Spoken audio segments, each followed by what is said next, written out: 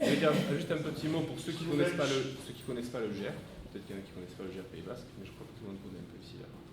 Juste rappeler la vocation du GER, c'est une association qui a été créée en 2008, je pense, 2007-2008, et dont l'objet c'est le partage d'expériences d'entreprises du coin, et notamment sur des actions citoyennes. Au départ c'était plus environnement, mais on va dire c'est d'une manière générale développement durable.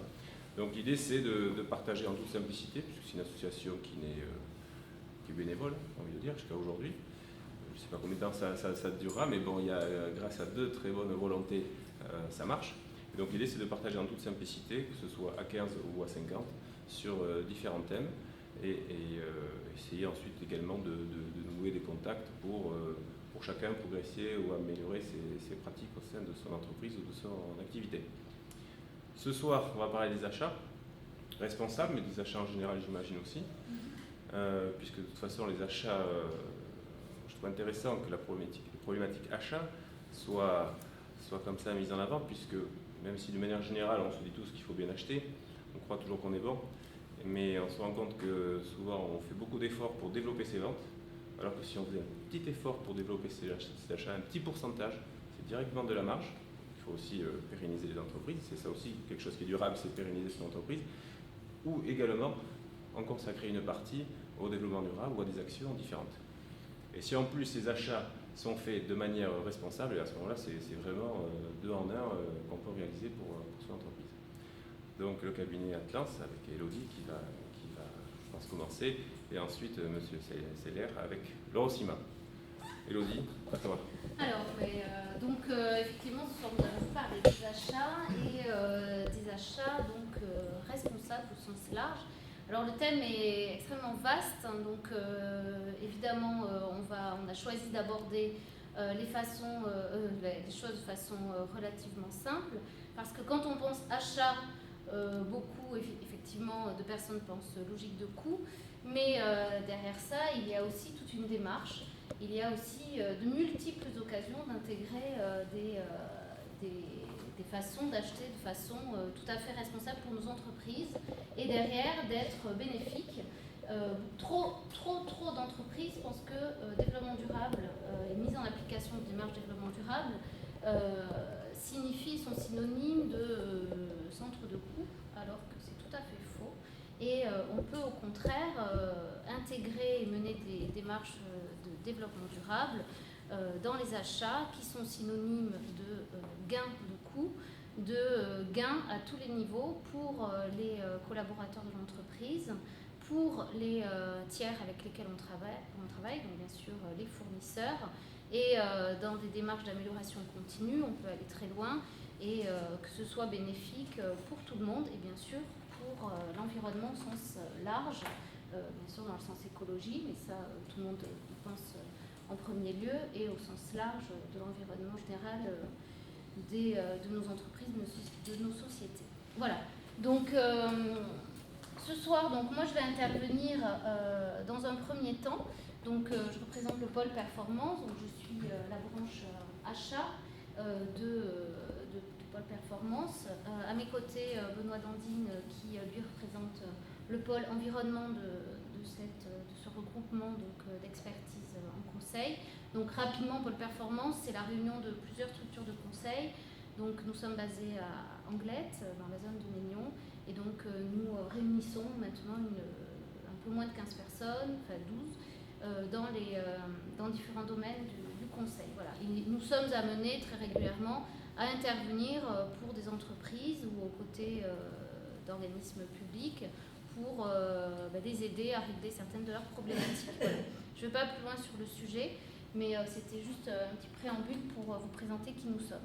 Alors, dans le cadre de la réunion de nos compétences, nous sommes intervenus tout récemment pour l'Eurocima, donc le cluster glisse local, que nous avons accompagné dans une démarche de mise en application de la réglementation REACH, qui est une réglementation européenne. Je ne vais pas rentrer dans le détail maintenant. Et nous avons donc mené une démarche achat de bout en bout qui intègre donc de nombreux aspects du développement durable. Et donc tout à l'heure on illustrera donc avec Christophe et Benoît cette démarche et la façon dont nous avons pu mener conjointement tout ça pour arriver au résultat escompté. Voilà. Donc, pour entrer dans le vif du sujet directement par rapport à nos démarches d'achat durable, juste un petit rappel par rapport à une chronologie très simple depuis la période après-guerre où achat signifiait réellement approvisionnement pour les entreprises. Donc elles étaient dans une logique vraiment d'approvisionnement, il fallait acheter pour produire et pour vendre. Donc les questions de coût, de suivi, de performance de fournisseurs, toutes les questions qu'on se pose aujourd'hui étaient loin des préoccupations des entreprises d'autrefois. Progressivement, d'autres composantes sont rentrées dans cette démarche d'achat. Bien sûr, la composante coût, puisqu'il fallait acheter à un coût tout à fait raisonnable et bon pour pouvoir produire et avoir un coût de revient aussi qui ressortait tout à fait correct. Ça, c'était dans les années 70. Dans les années 80, la notion de qualité est devenue de plus en plus présente dans la façon d'acheter également. Puis sont arrivées, bien sûr, les notions de délai et de gestion des flux, au sens large. Optimisation des flux, problématiques de stockage, etc., etc. Tout ça dans les années, il y a moins de 10 ans, où vraiment on a pensé avec une logique de coût complet pour l'ensemble des achats, que ce soit des achats dits de production, donc plus en rapport avec le secteur industriel, ou pour des achats dits frais généraux ou achats hors production, donc c'est-à-dire assurance, prestations de nettoyage, prestations de gardiennage, fourniture de bureaux, téléphonie, etc., etc. On a pensé coût complet. Donc le coût complet, pour mémoire, si pour certains c'est nécessaire, c'est le prix d'achat, certes, mais c'est aussi tous les coûts qui vont venir s'ajouter lors de l'acquisition du produit ou du service en question, donc les coûts de formation du personnel par exemple, les coûts de mise aux normes des réglementations ou des procédures internes, tous les coûts donc, immédiatement applicables, donc c'est ce qu'on appelle les coûts d'acquisition, et également les coûts de possession, c'est-à-dire tous les coûts qui vont venir s'ajouter au fur et à mesure de l'utilisation du produit ou de l'utilisation du service que l'on s'apprête à acheter. Donc la notion de coût complet englobe tout ça. Et c'est vrai qu'on est là dans une logique tout à fait globale et les notions donc, de développement durable ont fait aussi leur apparition dans les achats puisqu'on s'est rendu compte, nous acheteurs, qu'il y avait énormément de connexions possibles qui allaient dans le sens d'une gestion des coûts complets et d'une gestion donc, des problématiques qui intégraient les problématiques environnementales et sociétales qu'on retrouve dans nos problématiques de développement durable. Voilà. Donc ça, c'était les enjeux, c'est les enjeux des achats qui nous sont présentés ici. Donc en face de ces enjeux, évidemment, les démarches achats ont évolué. Donc démarche achat, c'est-à-dire qu'on s'est progressivement professionnalisé, on a intégré de plus en plus de choses à la façon d'acheter. Donc d'une logique de demande de prix, commande, réception, on a intégré le jeu de recherche de fournisseurs, le jeu de négociation, puis d'une démarche de demande de prix, on est arrivé plus à l'aspect consultation, appel d'offres. Aussi, on a ajouté l'aspect suivi, d'accord, contrôle des prestations, avec l'idée de suivi aussi dans le temps. Et puis, dans les années 2000-2010, où là, on est arrivé dans une logique achat, alors je ne sais pas comment ça va évoluer plus tard, mais en tout cas, une logique achat un peu plus complexe, où, au-delà des enjeux financiers, on intègre des aspects veille marché. Donc, qui dit veille marché, on va voir après, mais dit monde des acteurs en présence, c'est-à-dire les marchés fournisseurs, avec tout ce que ça comporte, la réglementation, les tendances, etc. Stratégie achat, définition du besoin, présélection, consultation, déploiement, réunion technique, négociation, contractualisation et suivi des prestataires et reporting. Alors, c'est un peu compliqué comme ça. Alors, pourquoi ça s'est complexifié? C'est pour intégrer et pour éviter les erreurs et pour faire en sorte que les achats, justement, puissent intégrer cet objectif de pérennité et de vision à moyen, long terme pour les entreprises et de plus en plus pour faire des achats qui soient aussi tout à fait rentables pour leur entreprise dans tous les sens du terme, au-delà du prix. Alors, on n'est pas nombreux, si vous voulez m'interrompre et poser des questions, évidemment. C'est quelque chose que je vous invite à faire parce que voilà, ça va être plus vivant. Alors, la veille marché, par exemple, en quoi les aspects responsabilité les entreprises s'imbriquent là-dedans. C'est-à-dire quand on fait de la veille marché avec cette volonté d'intégrer les aspects environnementaux, sociaux et économiques évidemment, qu'est-ce qu'on regarde? On va explorer les marchés fournisseurs, on va essayer d'identifier l'ensemble des fournisseurs qui sont capables de répondre à un besoin donné à travers le monde, dans une région donnée, dans un secteur géographique, mais on va essayer d'aller comprendre comment est fait ce marché et quels sont les fournisseurs qui vont plus tard pouvoir répondre le mieux possible par rapport à notre propre stratégie d'entreprise. Si nous-mêmes nous sommes dans une démarche d'entreprise développement durable, il est évident qu'on va chercher à travailler avec des fournisseurs qui sont eux-mêmes dans cette démarche. Donc à travers cette étude de veille marché fournisseur, on va récupérer, collecter tout un tas d'informations qui nous permettront de nous assurer que les fournisseurs avec lesquels on s'apprête à travailler sont vraiment tout à fait cohérents par rapport à notre propre politique d'entreprise.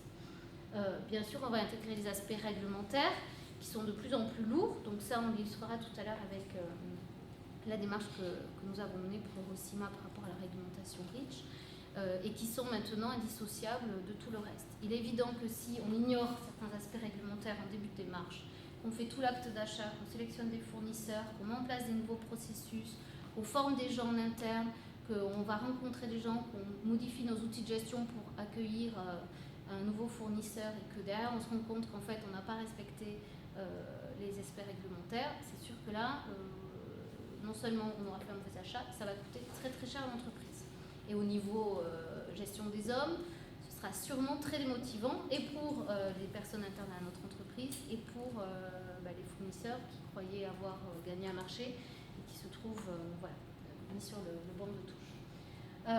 Également, on va pouvoir identifier grâce à ce travail tout ce qui est solutions innovantes en termes, bien sûr, à tous les niveaux, au niveau de nouvelles normes, de nouveaux procédés de fabrication, de matières écologiques, etc. On va pouvoir aller bien au-delà. Donc ce travail de veille est très important et capital pour bien réussir son achat.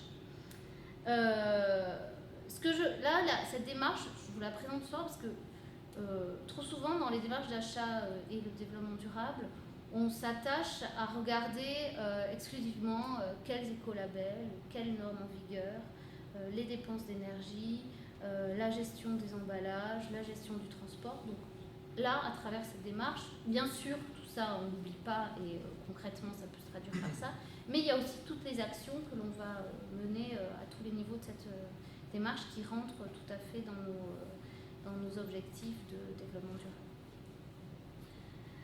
Au niveau de la stratégie achat, qu'est-ce que c'est la stratégie achat? C'est se poser différentes questions qui vont nous permettre d'avancer, de commencer à travailler sur la façon dont on va vouloir acheter notre produit ou service. Déjà, est-ce que je ne peux pas mutualiser mes besoins avec d'autres entreprises, par exemple, qui ont les mêmes besoins que moi en même temps, et avec lesquelles je pourrais m'associer pour être plus fort dans la représentation que je vais avoir, la représentativité que je vais avoir sur ce marché, pour aller plus loin, comme le font de nombreuses entreprises et comme l'ont fait les entreprises de Gliss dans le cadre de l'exemple qu'on va voir tout à l'heure de REACH. Ça se fait tous les jours dans de nombreux clusters, dans de nombreux groupements d'intérêt économique, etc. Et c'est toujours avantageux pour tout le monde. La prise en compte des contraintes internes et externes, c'est-à-dire quelles sont mes contraintes internes. Voilà, souvent elles sont humaines en interne. Comment mon entreprise est organisée, je ne vais pas tout bouleverser pour économiser 3,50 €. Il est évident qu'il y a des économies qu'on ne fera pas parce que derrière ça pourrait créer des frustrations internes, des conflits sociaux ou je ne sais quoi encore. Donc là, dès le début, on se pose ces questions. On va identifier toutes les contraintes techniques, commerciales et humaines en interne et en externe au niveau des marchés sur lesquels on va travailler. On va travailler en équipe, c'est-à-dire qu'on va impliquer là aussi les gens de mon entreprise qui vont être concernés par l'achat en question. Donc c'est constituer des équipes cohérentes. Il ne s'agit pas, moi acheteur ou moi directeur général de mon entreprise ou moi directeur financier, d'acheter quelque chose dans mon coin et de l'imposer après. Ça, il en est hors de question. On voit tous les jours des résultats qui font des dégâts dans les fonctionnements des entreprises. Et nous, ce qu'on suggère toujours quand on intervient pour des entreprises, c'est toujours de constituer un petit groupe de travail. Ça ne veut pas dire que tous les gens vont être hyper sollicités tous les jours pour venir participer au travail, mais en tout cas, on leur demandera leur avis. on les fera réagir sur les principales étapes de la démarche, ils se sentiront impliqués et en plus ils pourront se faire même les relais en interne pour aller porter la bonne parole en cas de changements qui peuvent être parfois difficiles à digérer pour certains. Voilà. Donc c'est impliquer les gens et constituer des équipes judicieuses. Le marketing achat au niveau de la définition du besoin, c'est-à-dire qu'on va dire, bon ben voilà, j'ai un achat réalisé, quel est-il en termes quantitatifs et qualitatifs. Donc je vais essayer de bien prévoir mon achat, ça ne sert à rien d'aller chercher à faire rêver des fournisseurs en termes quantitatifs par exemple, d'annoncer des prévisionnels qui seront faux. Nous on va toujours chercher à rester dans quelque chose de correct. C'est-à-dire qu'on va respecter nos interlocuteurs, on ne va pas leur faire miroiter des volumes pas possibles pour derrière les diviser de les abaisser de 30%. Là encore, ce n'est pas dans les bonnes pratiques. Au niveau du marketing d'achat, on va chercher, nous, à adapter notre besoin par rapport à l'offre possible identifiée sur nos marchés. D'accord ? On a fait ce travail en amont de veille marché-fournisseur. On connaît les solutions proposées sur le marché. Et dans une logique de pérennité économique, de gestion des coûts, on va éviter d'aller chercher le mouton en 5 pattes sur le marché s'il n'existe pas. On va peut-être un petit peu modifier notre besoin, retravailler notre besoin pour essayer de se coller au mieux au marché. C'est-à-dire peut-être changer, nous, peut-être un petit peu nos procédures internes, nos façons de travailler, changer la spécification d'un besoin plus industriel sur une pièce donnée, retravailler le bureau d'études, par exemple, pour essayer de s'adapter avec un objectif clairement de diminuer le coût d'acquisition finale. Bon, après, on peut aussi adapter nos procédures, nos outils de gestion, évidemment, pour faire en sorte que ça colle au mieux aux besoins. On va décrire tout ça, on va présélectionner, en quelque sorte, présélectionner certains prestataires fournisseurs qu'on va choisir d'interroger en fonction de nos propres critères. Si on a identifié 100 fournisseurs sur un marché, il est évident qu'on ne va pas s'amuser à interroger 100 fournisseurs, on va peut-être en interroger 3, 4, 5, qui nous semblent les plus pertinents par rapport à leur façon de travailler, par rapport à leur réputation, par rapport à leur engagement eux-mêmes, donc ce que je disais tout à l'heure, développement durable, par rapport à leur système qualité, par rapport à la réputation, à leur position géographique ou autres critères. Enfin, il y a plein de choses qu'on peut prendre en compte. Le tout, c'est que les fournisseurs avec lesquels on va travailler, ils respectent les règles éthiques, les règles en matière d'environnement que l'on souhaite voir appliquées dans nos entreprises. D'accord ? Donc ça peut être aller voir comment ils sont structurés, voilà, regarder les emballages, la façon dont ils gèrent la sécurité sur leur site de production. Voilà, tout ça, là, on est en plein dans le développement durable. Hein.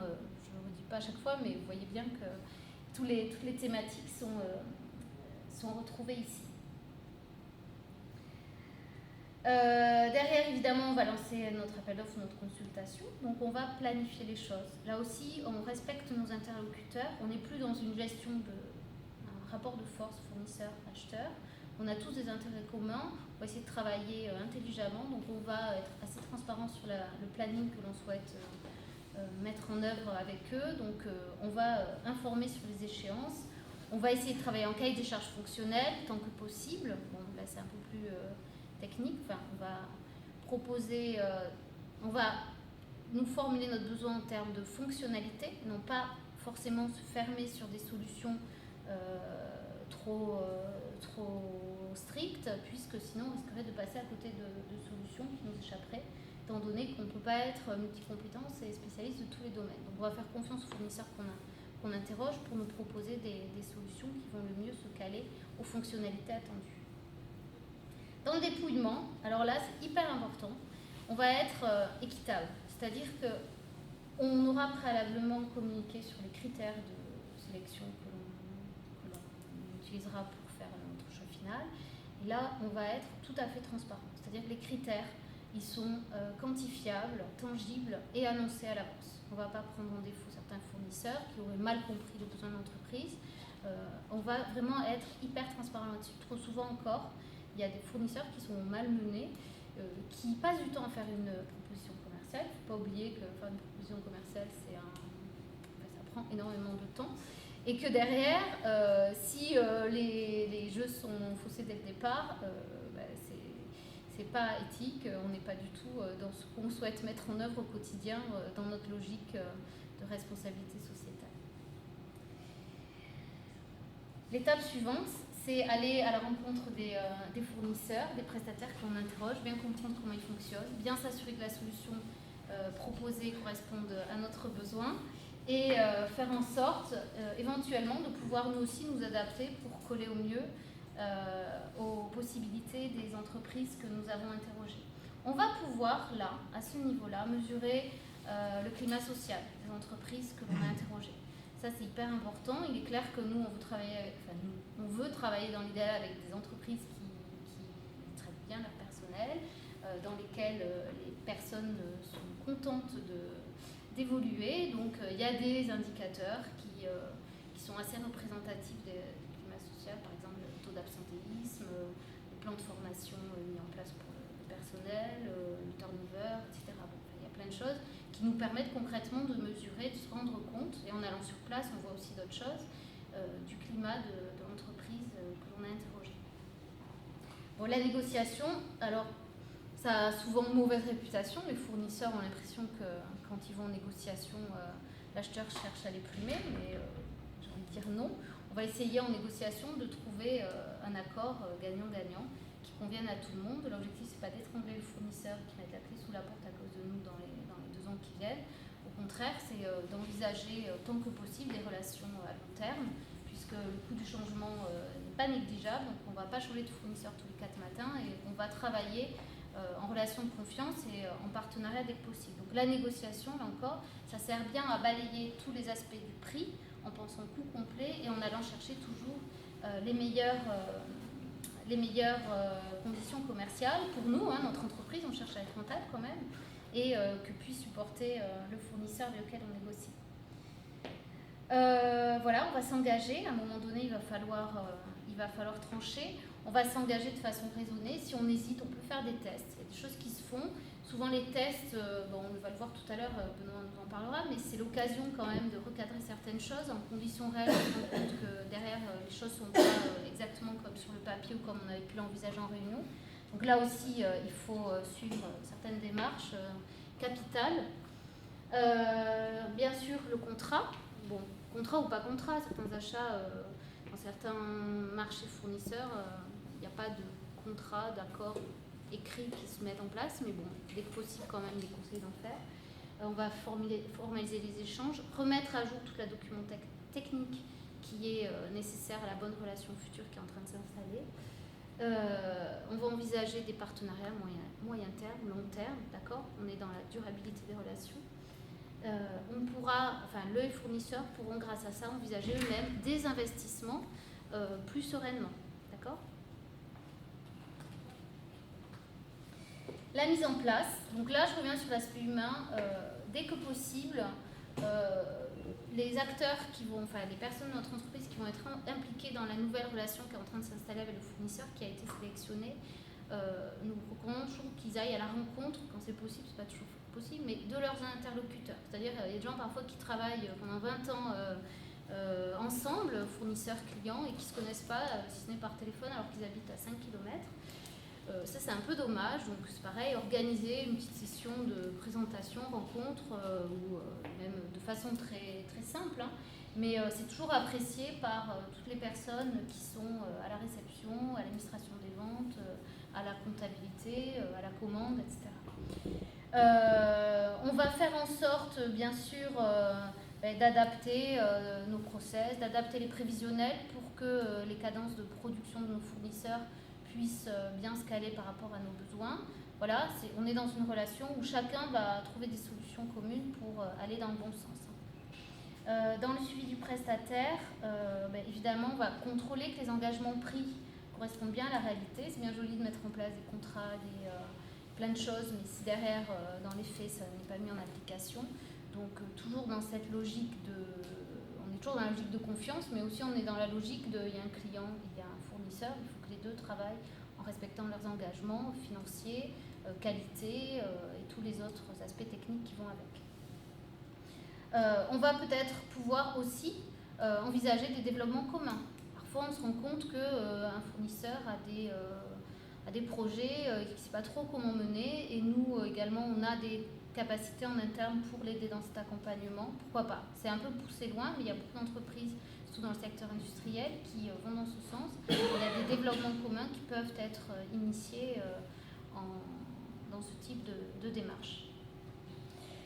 Bon, pour finir, le reporting. Donc, reporting, ça sert à quoi? Ça sert à rendre compte, évidemment, à suivre grâce à des indicateurs qu'on aura choisis de façon pertinente et qui reflètent chacun de nos objectifs, en termes de coûts, plus tous les autres aspects de la RSE qu'on s'est fixé.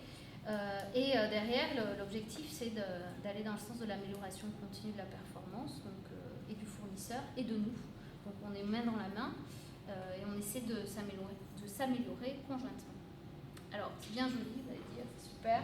Alors, il est évident qu'on ne peut pas faire tout ça toujours comme on voudrait. Concrètement, c'est pas toujours simple.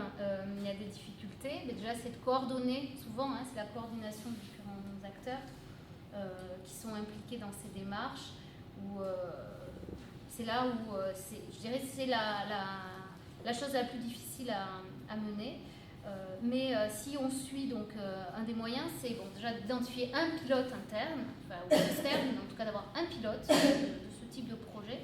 Sinon, ça part dans tous les sens, évidemment. Un pilote qui va suivre et qui a une feuille de route hyper claire où chaque personne impliquée sera responsabilisée sur une tâche donnée. Il faut que les missions, les actions que doivent mener ces personnes soient tout à fait en accord avec leur mission au sein même de l'entreprise. Il est hors de question que le développement durable vienne rajouter du travail aux personnes dans l'entreprise, sinon de toute façon ce sera mis de côté et ça ne rentrera pas dans leur priorité. Donc pour ça, il faut que la direction générale de l'entreprise appuie à fond ce projet et est intégrée dans les missions de tous les collaborateurs des objectifs en termes de RSE évidemment. Sinon, on aura beau être très bon en pilotage de projet, il ne se passera pas grand-chose. Donc, et puis mesurer, communiquer les résultats évidemment. Mais les intérêts de ce type de démarche, ils sont bien sûr multiples. Là, on en a mentionné certains, mais les principaux, c'est qu'au niveau économique, évidemment, ça permet une bonne maîtrise des coûts. Donc, je reviens sur la notion de coût complet, puisqu'on anticipe. Ça permet d'abaisser les coûts de changement. On change moins souvent de fournisseurs, on fidélise et on est meilleur. Les marges sont connues, on limite les liens de dépendance réciproque, c'est-à-dire qu'on va éviter de travailler avec des fournisseurs si on est trop gros par rapport à la taille de son entreprise, que notre carnet de commandes représente trop, et réciproquement, on va éviter d'être monosource, de travailler avec un seul fournisseur sur des achats qui pour nous sont hyper stratégiques. Et en cas de différence du fournisseur, si on n'a pas d'autres sources prévues, on peut être vraiment dans les complications, et du coup on n'arrive pas à l'effet escompté. Donc là, on est plein dedans. Et bien sûr, de développer des nouveaux marchés, des opportunités à travers tout ce qu'on a pu explorer sur cette démarche. Au niveau technologique, évidemment, favoriser l'innovation, favoriser les bonnes pratiques en termes de produits éco-responsables, etc. Au niveau réglementaire, on va intégrer évidemment les réglementations. On anticipe les évolutions latentes, puisque chacun joue son rôle. Au niveau écologique, respecter l'environnement, limiter les gaspillages, ça c'est une notion qui souvent est la première source d'économie, c'est-à-dire consommer déjà au niveau du juste besoin de l'entreprise.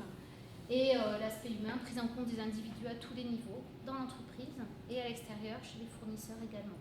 D'accord ? Voilà, mais pour nous c'est bien sûr quelque chose qui donne visibilité, rentabilité, beaucoup d'avantages sur ce type de démarche, et les entreprises s'en trouvent que plus fortes pour affronter leur environnement commercial et compétitif. Voilà, donc là c'était un peu théorique, il y a beaucoup de choses, j'essaie de pas trop rentrer dans les détails, je suis peut-être un peu trop rentrée, je sais pas. Donc je vais passer la parole à Christophe, qui est représentant de Eurocima et qui va faire le lien avec Benoît pour derrière illustrer le projet collectif qui a été mené par rapport à la mise en application de la réglementation REACH sur les entreprises de glisse. Voilà. Alors, bonsoir à tous, que je n'ai pas pu voir et saluer. Donc, je suis Christophe Seiler, je suis responsable directeur de l'Eurocima Cluster Glisse. J'imagine qu'en fait vous êtes tous sensibilisés aux notions de cluster, pôle de compétitivité, voilà, tous ces regroupement en fait, d'entreprises issues du même secteur d'activité sur un territoire donné. Voilà. Et l'idée du cluster Gliss, c'est la promotion et le développement des entreprises de la filière Gliss en Aquitaine. Voilà. On a une chance, nous, au sein de la filière Gliss, c'est que la majorité des entreprises européennes ont leur siège social basé ici en Aquitaine, donc sur une bande, un périmètre en fait très restreint. On a la possibilité d'agir en fait sur des stratégies, un développement d'activités en fait internationales. Voilà. Donc Eurocima, je vais faire quelque chose d'assez général, assez simple, pour qu'après derrière Benoît puisse rentrer directement en fait dans l'action qui nous concerne ce soir, le groupe de travail Reach. Donc, alors, une petite vue d'ensemble. Donc, l'Eurocima, c'est la fédération professionnelle qui regroupe les entreprises de la glisse en Europe. Eurocima, c'est une association loi 1901, donc, qui a été créée en 1999. Eurocima, c'est European Surf Industry Manufacturers Association, et donc, qui a été à l'initiative des plus grosses entreprises de la filière glisse qui sont des filiales en fait, d'entreprises internationales, souvent américaines ou australiennes, comme vous en connaissez certaines, Quicksilver, Rip Curl, Billabong et d'autres, et qui ont souhaité mettre en place en Europe ce qui se passait déjà en fait, aux États-Unis avec CIMA, qui a été créé 10 ans plus tôt, en 89. Donc CIMA, qui veut dire Surf Industry Manufacturers Association. L'idée, c'était de pouvoir regrouper des entreprises d'une filière d'activité. Et un des premiers axes d'intérêt de ce regroupement, ça a été justement les achats. Grouper en fait les achats, négocier des meilleurs espaces sur les salons professionnels, ce genre de choses. C'est souvent, dans le cadre des regroupements d'entreprises, ce sont les achats et les négociations, une mise en place de centrales d'ailleurs, qui font que la mutualisation entre concurrents peut être possible. On n'a pas échappé à la règle, ça a été ça en priorité qui a été mis en place, et puis très très rapidement ça s'est développé sur plein d'autres axes. Donc Eurocima créé en 99, et la notion de cluster qui est arrivée en 2005, puisque l'Eurocima a été labellisé SPL, donc c'est une labellisation DATAR, qui veut dire système productif local, voilà, pour la mise en place de la promotion et du développement des entreprises ici sur le territoire aquitain. J'ai rapidement mis quelques logos en fait des partenaires financiers. Ouais. Ouais, il y a beaucoup de partenaires en fait de nos entreprises, tant mieux. Et bon, je détaille pas, hein, ça va de l'Europe jusqu'aux prestataires en fait à qui on fait appel pour vraiment des actions très précises. Le périmètre, j'ai dit déjà quelques petits mots là-dessus. Le périmètre en fait de l'Eurocima Cluster, donc l'Aquitaine pour nos entreprises, la filière glisse. Quand on parle de glisse, on regroupe souvent les entreprises de surf, de skateboard et de snowboard, qui sont les trois activités phares de nos entreprises. Ça représente environ 400 entreprises ici en Aquitaine, 3500 emplois directs, un chiffre d'affaires global de 1,7 milliard d'euros en 2010, des compétitions internationales, des salons professionnels, je passe. Les partenariats industriels avec les collectivités territoriales, des partenariats universitaires et technologiques. Donc, je vous ai cité quelques partenariats engagés avec l'Eurocima Cluster, bien évidemment nos financeurs, et en ce qui concerne les universités et les partenariats technologiques, ce sont principalement en fait, des entités locales, territoriales. Comment fonctionne l'Eurocima Cluster ? Vous avez vu un petit peu les collèges qui composent notre comité de pilotage, collectivités, entreprises, centres de formation, laboratoires de recherche. L'idée, c'est de pouvoir identifier clairement les projets prioritaires de nos entreprises, les thématiques qui sont les plus importantes et les thématiques sur lesquelles il faut investir pour le développement des entreprises et la pérennisation des entreprises sur le territoire. À partir du moment où on a identifié ces thématiques-là, on va pouvoir mettre des projets en place et soit les faire cofinancer, soit trouver les bons partenariats technologiques ou techniques. Tous les projets qui sont mis en place au sein de l'Eurocima Cluster, cofinancés par les collectivités, passent à travers ce prisme-là. 5 grands axes de projet. L'axe observatoire économique, toutes les études de marché, ça nous permet d'avoir un certain nombre de données économiques qui permettent aux entreprises de se développer, à la fois en France, en Europe et un peu plus loin, même à l'international, que ce soit pour de la prospection commerciale, du sourcing ou autre. Donc l'observation économique, l'axe de développement, innovation et R&D, les projets de développement durable, les actions collectives pour les plus petites structures. artisans shapers, club et école de surf, association. Et enfin l'axe emploi-formation. Voilà. Ce que j'ai pas dit, c'est que vous avez vu 400 entreprises sur le territoire. La disparité dans la taille des entreprises est extrêmement importante au sein de l'Eurocima Cluster. On a au sein de nos membres des très très petites entreprises. Je parlais des artisans shapers qui sont des fabricants de planches de surf, souvent seuls dans leur atelier ou maximum 2-3 personnes entre les différents corps de métier. Et en fait, ça va jusqu'aux très grandes entreprises cotées en bourse, avec des entreprises internationales. Donc là, parmi nos membres, ça va donc de ces artisans-là, on passe par des clubs et écoles de surf, des agences de conseil en communication, production audiovisuelle, maisons d'édition, des détaillants, des distributeurs, des sous-traitants sur de la sérigraphie textile, sur des accessoires, des licences internationales et jusqu'aux grands groupes que vous connaissez. J'en ai cité quelques-unes des entreprises tout à l'heure. Ce qui nous intéresse aujourd'hui, enfin, le focus qu'on va faire, c'est sur la partie développement durable. Donc, je vous ai dit que l'ensemble des projets développés chaque année au sein de l'Eurocima Cluster passent à travers ces 5 grands axes de projet. Pour chacun de ces axes de projet, en fait, l'idée a été de mettre en place, pour faire émerger ces projets-là, l'idée a été de mettre en place des commissions spécifiques. Donc pour l'observation économique, on a mis en place une commission marketing, ensuite une commission innovation, une commission environnement, commission shape, commission ressources humaines. Dans ces commissions-là, il y a 10 à 15 membres, donc des responsables des services concernés, qui se réunissent 2 à 3 fois par an au sein de réunions de l'Eurocima Cluster, à la fois pour déterminer les priorités, les thématiques prioritaires à développer et également pour mesurer l'état d'avancement des différents projets. Si jamais il y a un frein qui est constaté en fait, sur l'un ou l'autre des projets, ça permet de réaxer en fait, je dirais, assez rapidement les projets et les fonds qui sont attribués à ces projets-là. Donc 5 commissions sur ces 5 axes de projet, avec l'implication des entreprises. Bien évidemment, ce sont elles les premières concernées sur les actions à mener. Et pour chacune de ces commissions, l'idée a été de mettre en place un pilote d'action, pilote de projet, et bien évidemment un spécialiste. Voilà, moi je suis directeur de l'Eurocima Cluster, je traite donc l'ensemble des projets, il y a une quinzaine de projets cofinancés par an. Donc ça fait environ à 2 à 3 réunions de commission par an, une quinzaine de réunions de commissions. Bien évidemment, je siège à toutes les commissions, mais ce n'est pas moi qui vais discuter en fait, avec les techniciens, avec les spécialistes de service. Donc, pour faire émerger les projets, pour m'accompagner en fait, dans la présentation de ces projets-là auprès des collectivités territoriales, l'idée a été de s'attacher les services d'un prestataire, un technicien qualifié.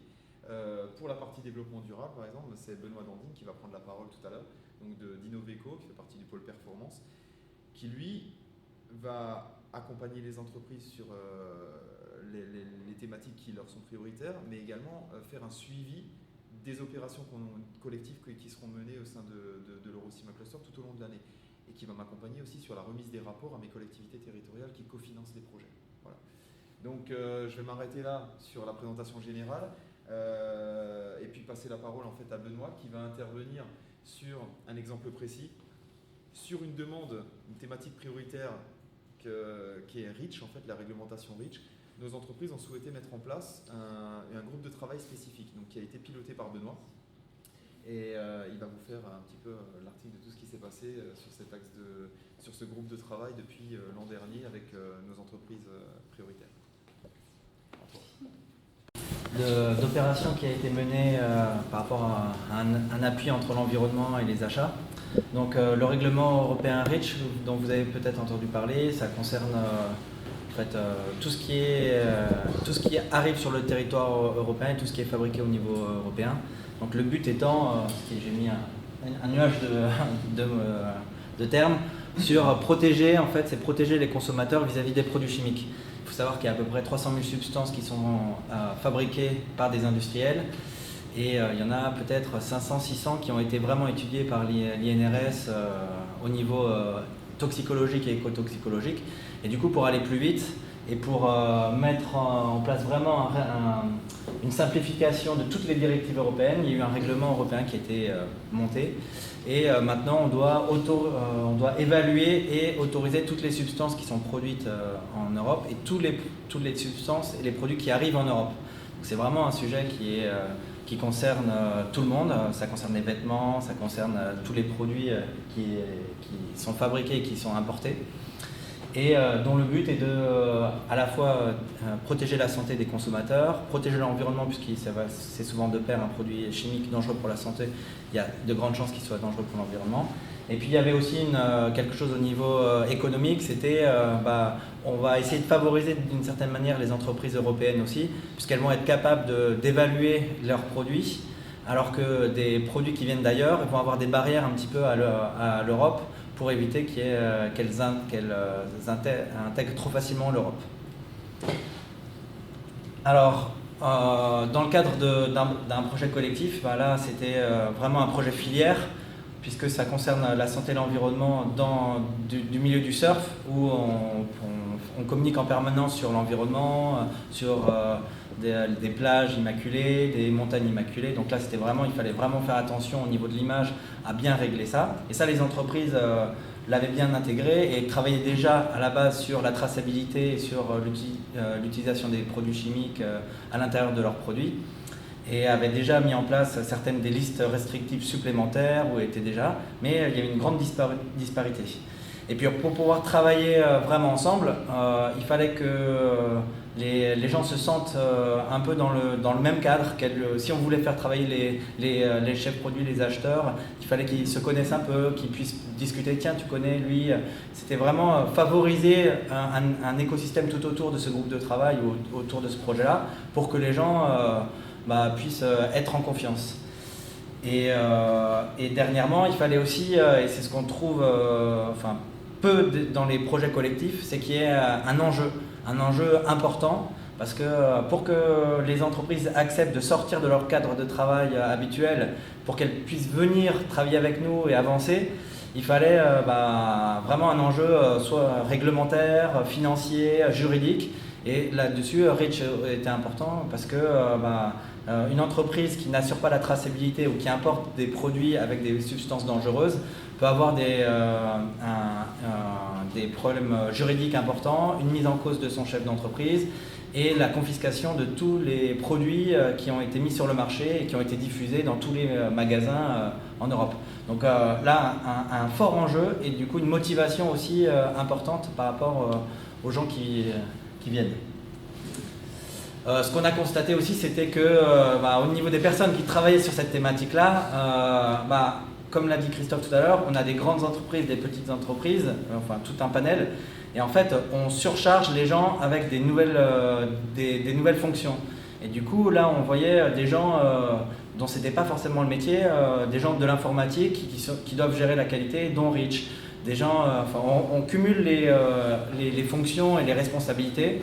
Et vraiment, on a vu des gens qui étaient au bout du rouleau presque et qui étaient contents de venir discuter avec les autres et se sentir tiens, comment tu fais chez toi, quelle stratégie a été mise en place. Ça a été vraiment un effet psychologique même important et les gens nous le disent aussi aujourd'hui que le fait de pouvoir discuter entre référents, ils avaient tellement de poids et quand on voit les enjeux liés à REACH et de responsabilité économique, juridique et tout, ils étaient contents de pouvoir discuter avec d'autres gens.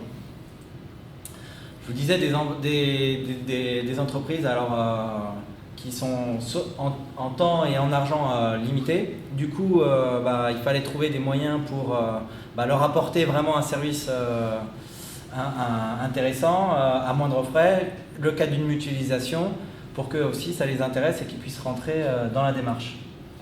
Du coup, suite à une sollicitation des entreprises, on a commencé par faire une enquête au niveau des membres, savoir ce qu'ils voulaient. On leur a proposé différentes actions. Ensuite, on a fait une réunion d'information avec la CCI des Landes pour déjà avoir le premier niveau de sensibilisation.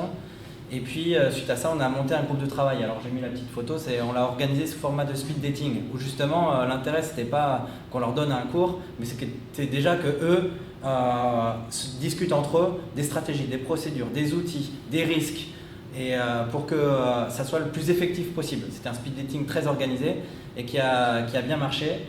Les gens ont pu, comme ça, vraiment se connaître, avoir confiance entre eux, pour pouvoir après échanger. Parce que c'était un vrai challenge aussi dans le sens où c'est quand même des concurrents entre eux. Donc quand on parle production, quelles usines, quels endroits, c'était vraiment des sujets sensibles. Alors là, le fait de travailler comme ça, de se connaître, d'échanger de face à face, bah, ils ont pu vraiment avoir confiance et travailler sereinement sur un projet.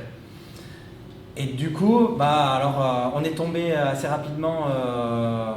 On a d'abord commencé par faire une plateforme collaborative en ligne où on a essayé justement de les faire échanger parce qu'on s'était dit ils sont répartis partout en Europe, en Aquitaine et en Europe. Et ça a été très difficile parce que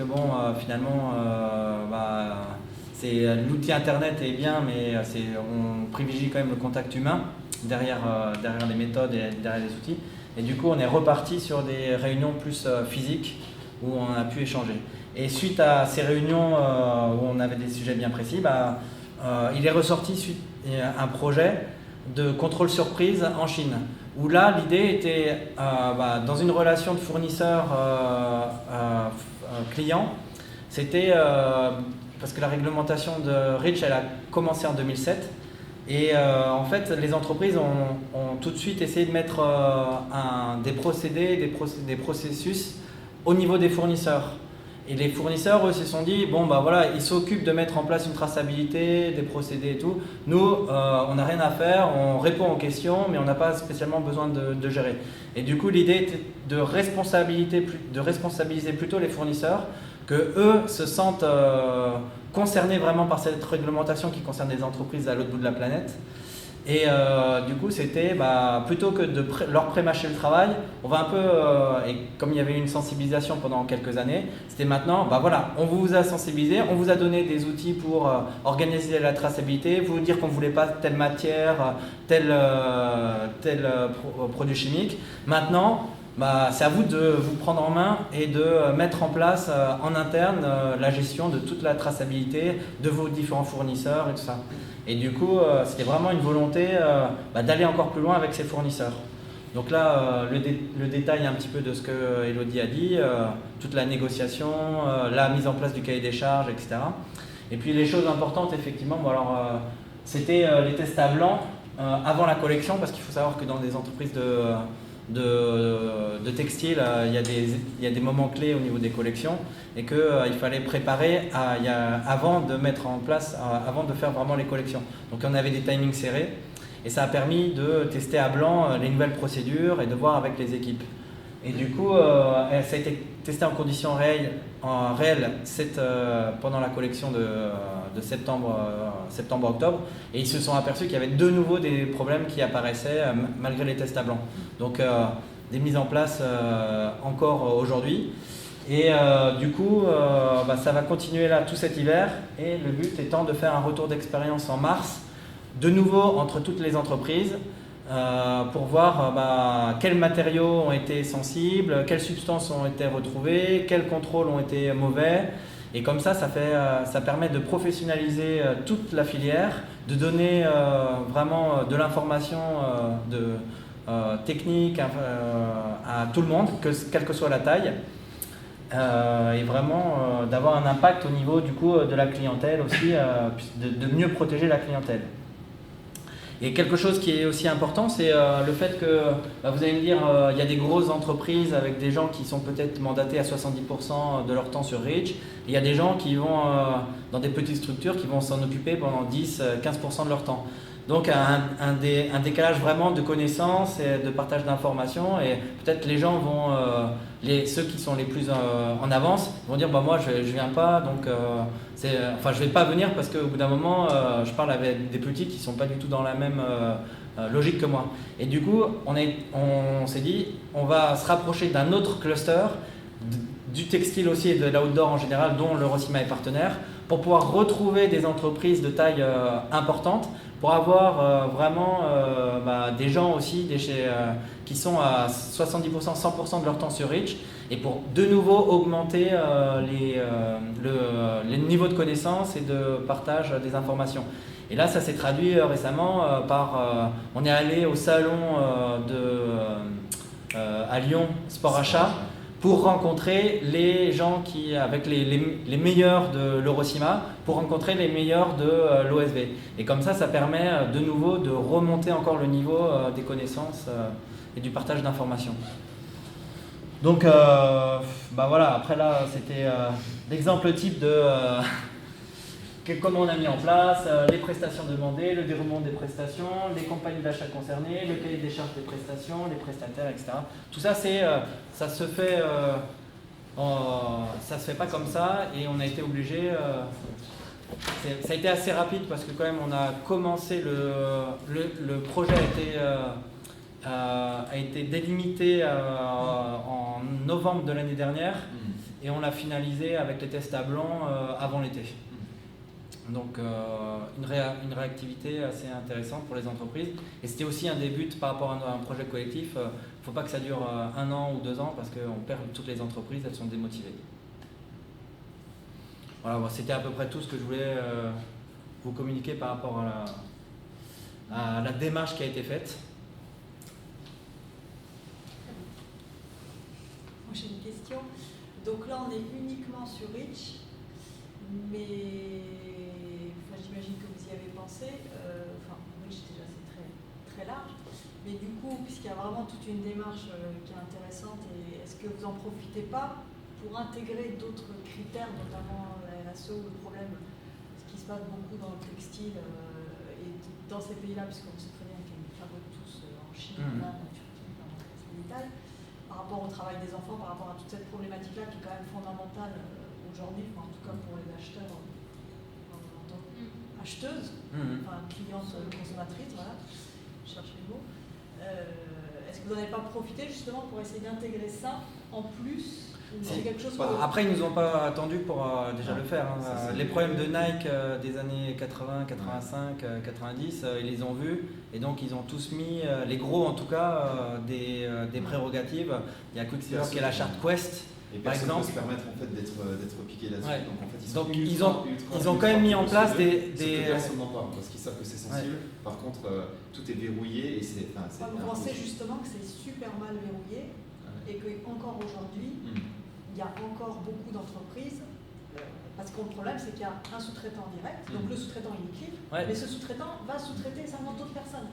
Et c'est ces autres sous-traitants qui sont. Alors nous, on l'a pas pris en compte en fait dans le cadre de ce projet-là, puisqu'en fait ça concerne une réglementation spécifique en fait Reach. Par contre, sur d'autres axes de projet, notamment sur une démarche environnementale qu'on a mise en place qui s'appelle EcoRide, qui est pilotée également par Innoveco. C'est une démarche de management environnemental au sein de l'entreprise, respect en fait, réduction des impacts environnementaux. Il y a à la fois la dimension site qui est prise en compte en Europe, la partie éco-conception, donc justement produit, et là l'idée c'est de remonter toute la supply chain en fait, jusqu'aux fournisseurs. Et là il y a un référentiel en fait, qui est mis en place avec une quinzaine de critères, 3 niveaux de critères d'importance. Et toutes les entreprises, pour pouvoir obtenir, en fait, intégrer la démarche EcoRide, là on a 18 entreprises en fait, de l'Eurocima Cluster qui sont membres de l'Eurocima Cluster qui sont intégrées dans la démarche EcoRide, dont toutes les grosses. Et elles sont obligées en fait, de répondre à l'intégralité des critères et d'avoir pas de blanche sur ces niveaux-là. Et là, ça comprend en fait tous les axes de développement durable, y compris l'aspect humain.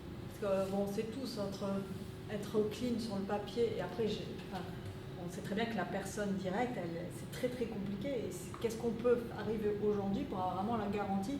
Parce que c'est facile de dire, bon, c'est sur le papier, alors qu'on sait tous que. Il y a encore des entreprises qui se sont fait coincer. Il y a eu une émission il n'y a pas longtemps, notamment pour Zara. C'est quand même inimaginable encore aujourd'hui. Et on reste surpris, nous, parce qu'on croit que justement c'est archi-blindé. Ce qui est complètement faux. Après les échanges, justement, le but de faire un groupe de travail déjà sur Reach, ça leur a permis de dire dans leur mission, tiens, moi je m'occupe de la SA 8000. SA 8000, tiens, qu'est-ce que tu as fait comme. Mais là, en fait, on était quand même obligé d'avoir un sujet précis parce que si tu pars déjà dans un autre sujet, tu ouvres la boîte de Pandore sur plein d'autres projets, plein d'autres idées. Et du coup, là, on a essayé de cadrer quand même à ce que ça soit déjà Reach qui concerne la santé et l'environnement au niveau des produits. Et que Reach, c'est obligatoire. Oui, c'est obligatoire. Et du coup, on a été quand même, rien qu'une thématique, de mettre en place une procédure pour justement le problème. Nous, on a effectivement découvert via les gens qui travaillaient là-bas que les entreprises de fabrication, rien qu'au niveau des tests, quand ils voulaient faire des tests, ils expliquaient, bon, j'ai 1000 cartons, la partie qui pose problème, elle est plutôt au fond et la personne qui vient tester n'a accès qu'au premier carton. Et en fait, c'est un échange de bonnes pratiques qui leur a permis pour les petits de dire ah bah tiens ça je savais pas ou ils ont vu en fait aussi on les a fait travailler avec les prestataires.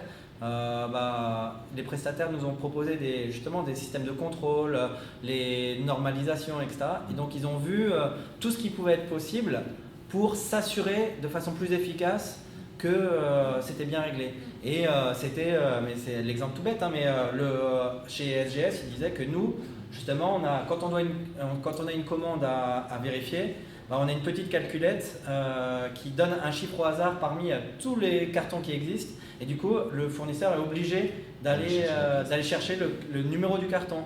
Et en fait, c'est tout un ensemble de bonnes pratiques qui font qu'effectivement, au fur et à mesure, mais ça c'est sûr, hein, tu peux pas, sur 7 millions de pièces, 50 fournisseurs, etc., c'est un travail de titan d'organiser une traçabilité. Mais là, on a commencé à le faire travailler ensemble. Pour compléter, j'ai l'impression qu'il y en a beaucoup, ça c'est riche, mais il y en a beaucoup déjà qui travaillaient avec des organismes de contrôle type SGS ou d'autres, Intertel, etc., pour travailler sur les inspections, où là c'est carrément des inspecteurs qui vont sur place et qui passent plusieurs heures, demi-journée ou journée, pour justement inspecter les conditions de travail, etc. Et ça, il y en a beaucoup quand même qui l'avaient déjà mis en place. Tandis que là, ce projet, c'était dans l'idée d'aller mutualiser, notamment l'aspect picking, puisque faire le picking, ça prend concrètement dans l'usine, ça prend un quart d'heure. Il faut dire bonjour, voici, on prend la machine qui va donner aléatoirement le numéro du carton, le numéro de la pièce qui va être pris, et derrière, il envoie au laboratoire de contrôle qui sont pour la plupart à Hong Kong, et derrière, il y a le contrôle qui est fait. Donc c'était mutualiser ce picking pour que dans une journée, une personne puisse procéder à plusieurs pickings, puisque les usines sont toutes dans une même zone. Et les aspects inspection, etc., il y en a quand même beaucoup, j'ai l'impression, qui avaient déjà mis en place ou qui étaient dans cette qu'il y avait même des équipes sur place. C'est comme tu disais tout à l'heure, c'est les gros forcément. Ouais. Les petits peuvent pas se permettre. Mais justement, l'aspect mutualisation, ça a permis de mutualiser les coûts également, de pouvoir donc il y a eu un nivellement vers le haut en fait de tout ça, puisque les plus gros avaient la possibilité de faire plus de tests, de mieux les contrôler, et en fait les plus petits qui avaient accès à 3 fois rien en fait en termes de possibilités de tests, ont pu voir les prix négociés, aller faire plus de picking, plus de tests labo. Il y a eu un nivellement vers le haut de toutes ces inspections-là. Et pour information, c'est pas, mais via le groupe GSM, j'en fais de la pub, mais première année où ils ont mis Rich, c'était 400 000 € de tests qu'ils faisaient pour voir s'il n'y avait pas de produits dangereux dans leurs produits. Donc ça quand même c'est des montants importants. Et l'idée du groupe de travail aussi là-dessus, c'était de dire nous on a Rich, le réglementaire. Mais attention, on est au courant qu'il y a des produits qui endommagent le système endocrinien ou le système nerveux central, etc. Il faudrait les rajouter en plus. Et du coup, là, on ne les avait pas intégrés dans la prestation des contrôles surprises, mais entre eux, ils sont en train de développer une liste complémentaire et supplémentaire pour aller encore plus loin que le juste réglementaire. Et c'est un partage d'informations, le fait de travailler ensemble qui leur a permis d'avoir accès à ces informations-là et de juger, non mais ça on ne l'aura pas du tout dans nos produits, ça on va l'avoir. Donc là en fait au niveau de l'Eurocima Cluster, on était pionnier sur ce type de groupe de travail et c'est pour ça qu'on a voulu dupliquer à l'Outdoor Sports Valley en fait, donc autre cluster qui concerne la partie montagne et outdoor avec les marques comme Salomon, La Fuma, Petzl, Millet et d'autres. Et en fait ça se développe de plus en plus et en fait on est en train de partager également avec la FPS. Là, ce sont tous les professionnels du sport, les entreprises professionnelles du sport, notamment de distribution. Et l'idée, c'est justement de pouvoir dupliquer ça de manière le plus large possible et de faire monter à la fois en compétences et puis en nombre de tests et d'améliorer en fait toutes les procédures le plus possible et le plus rapidement possible. Il y avait Antoine qui voulait poser une question. Oui, je peux poser une question. Alors, donc on voit bien les grandes lignes de ce que vous avez mis en place pour mutualiser le picking et ces contrôles. Je me demandais en termes de compréhension de ce que demande, ce qu'attend Rich, où étaient les compétences et où est-ce que éventuellement il y a eu des besoins et où est-ce que vous avez trouvé de l'assistance. On a compris dans ce que vous disiez que finalement les gros s'étaient emparés du sujet, mais est-ce que finalement vous avez pu percevoir que même s'ils étaient gros et concentrés sur le sujet, ils avaient quand même des difficultés à appréhender la masse réglementaire de Rich? Et est-ce que chez les contrôleurs, ou est-ce que les centres techniques, enfin chez qui, ou est-ce que c'est chez tout le monde finalement, que vous avez trouvé un soutien pour mieux appréhender REACH s'il y avait un souci? À la base, c'est les gros qui ont demandé de l'aide par rapport à ça, en disant on voudrait avoir plus d'informations et être plus à même de décider des choix qu'on fait. Parce que là, aujourd'hui, les douanes ne donnent pas d'informations sur les exigences en termes de traçabilité. C'est pas faute de les avoir sollicités. Ouais. En termes de traçabilité et de contrôle. Bon, c'est un peu le jeu aussi, j'imagine. Les douanes, ils laissent du flou comme ça. Les entreprises, elles sont comme ça et elles font plus que ce qu'il faut. Mais il y a quand même une interrogation par rapport aux douanes où finalement, c'est elles qui vont décider ou pas. Alors pour l'instant, au niveau européen, la priorité est quand même liée à la sécurité vis-à-vis des lacets pour les enfants, l'étouffement, etc. C'est quand même la priorité. Ils ne se sont pas encore mis vraiment au contrôle des substances dans les matières textiles. Il y en a un petit peu, mais ça reste un peu anecdotique. Par contre, l'idée était aussi le fait de travailler ensemble. C'était de dire, bon bah voilà, au moins on est une filière et on s'y est intéressé au projet et on a mis en place des solutions concrètes. Si jamais il y a un problème, au moins de façon visible, on pourra plaider la bonne foi. On pourra plaider qu'on a vraiment essayé de travailler pour mettre en place des choses. Ce que disait Benoît, c'est très très juste. En fait, là où il a ouvert en fait, son intervention là-dessus, disant que c'était un peu même un appel au secours. C'est les plus grosses entreprises qui avaient des personnes dédiées en fait, sur REACH qui étaient censées en savoir le plus en fait, et qui ont apporté pas mal de connaissances et de compétences sur le thème à d'autres en fait, qui étaient moins impliqués, des plus petites et autres. Mais à un moment donné, en fait, elles sont arrivées un peu au bout et c'était des gros budgets qui étaient développés, elles sont arrivées un petit peu au bout des compétences, elles étaient à la recherche d'informations. Et l'idée, c'est sorti en conseil d'administration, en fait, nous, de l'Eurocima Cluster, où les grosses ont dit là, il y a une thématique en fait vraiment prioritaire, on a très très peu d'infos, on a des personnes dans l'entreprise qui sont dédiées à ça, mais qui ont besoin en fait d'avoir de quelle manière on pourrait agir. Et l'idée a été de mettre en place un groupe de travail, de faire communiquer ces personnes-là dans les différentes entreprises sur la même thématique et de sortir de leurs entreprises où généralement elles avaient un peu le rôle ingrat.